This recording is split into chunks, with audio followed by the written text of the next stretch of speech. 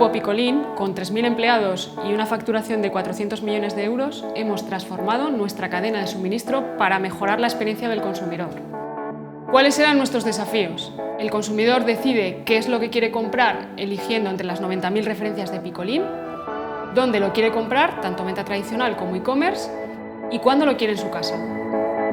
¿Cómo lo hemos hecho? Implantamos el lote unitario mediante tecnologías de la industria 4.0 y una inversión de 5 millones de euros.